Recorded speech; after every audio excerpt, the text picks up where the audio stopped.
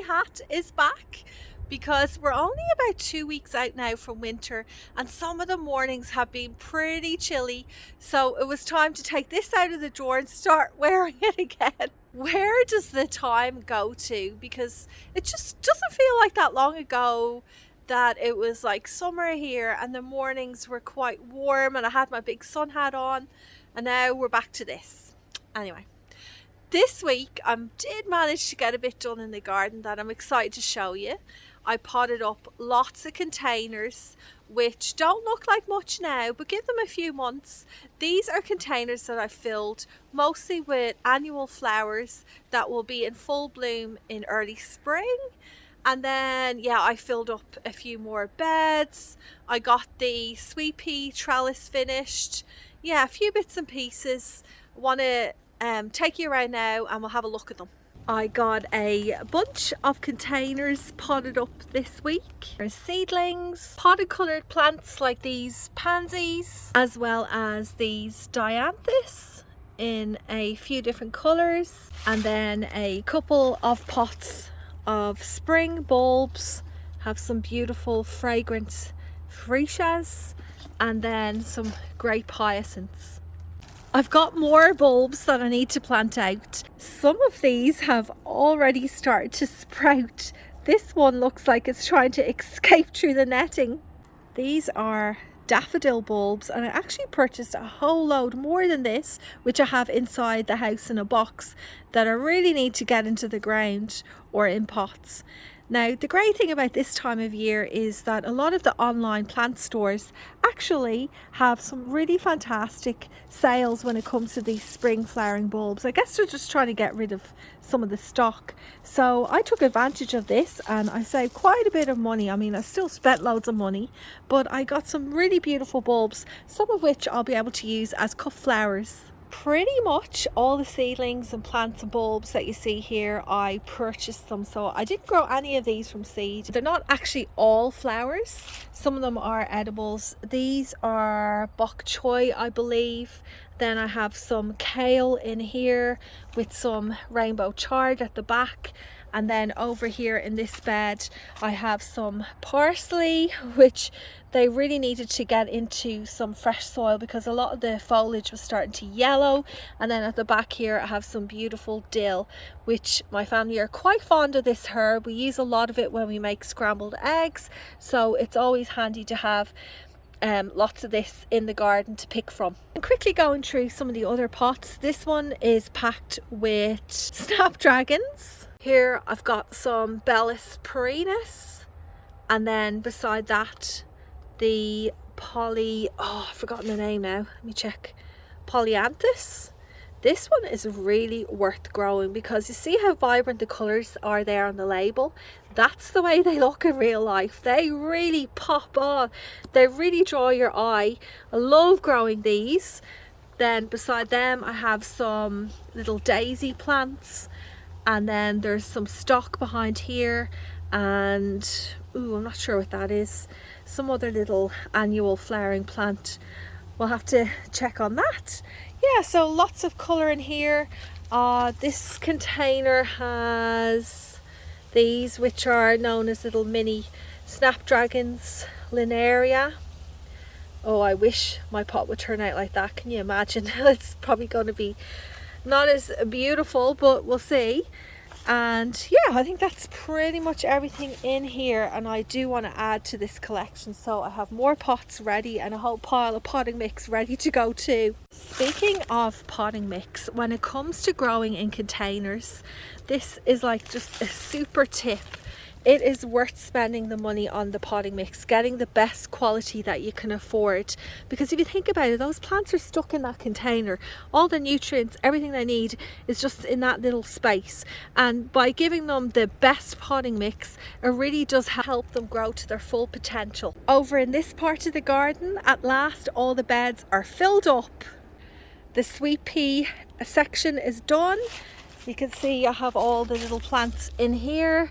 Now, if you like, you can actually pinch out the tops, which will encourage the plant to bush out a bit more, but I tend to not worry about that too much. Maybe I'll do it with some of them, but usually I find they seem to be grand, and if I put them close enough together they will eventually fill out this whole trellis.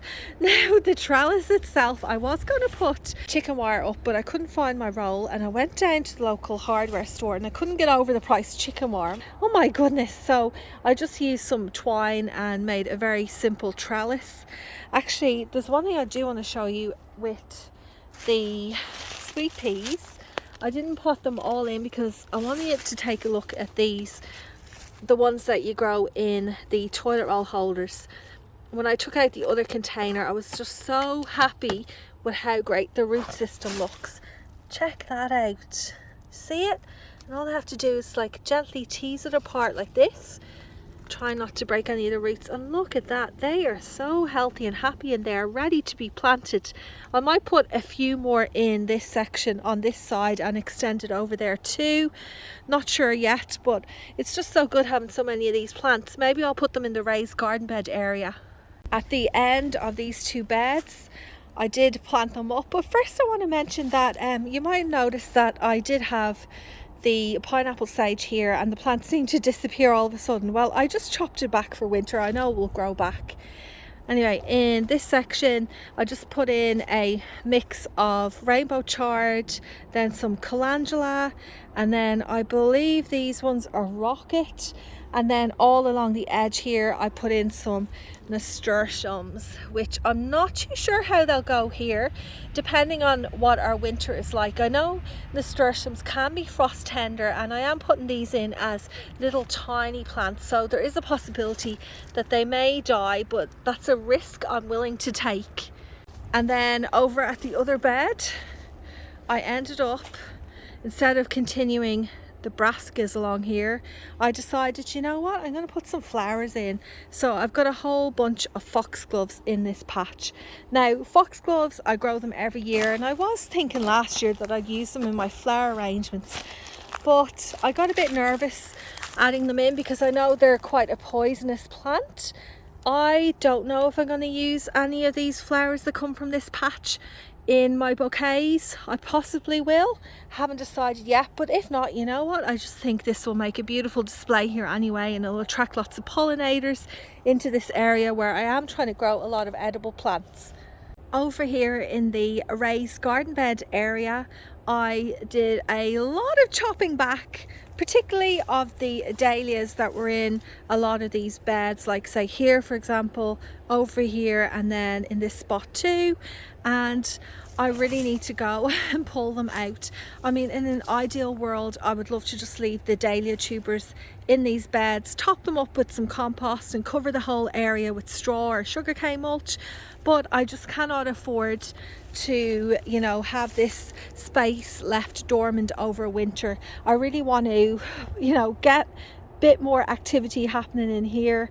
I do have a lot of those bulbs, as I mentioned before, some of which will make really great cut flowers, so I'm thinking I might pack one of these large beds full of those bulbs. And then I do have a lot of seedlings too. I've got Statice, baby's breath, oh, so much that can go into these beds too, so I can really maximize them and get heaps and heaps of blooms come springtime.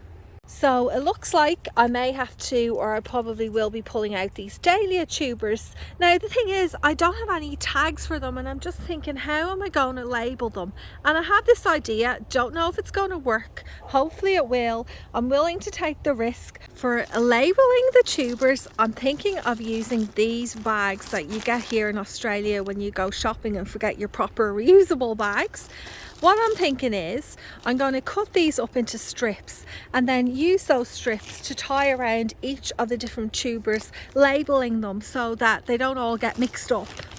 So something like this, where I've just cut it into a strip, I'll write the dahlia variety name on it with a permanent marker, and then what I'll do with them is I'll wrap them around the tubers themselves when I have them prepared to put into crates or containers.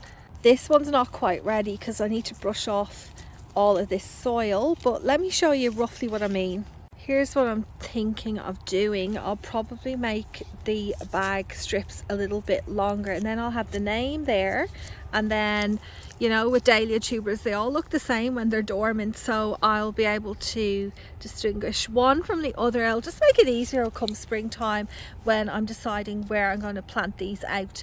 You know, when we started this off, it was early morning. It's now the afternoon. The sun will be setting soon. I need to get this video finished, uploaded, and dinner made. So I'm going to head off for now.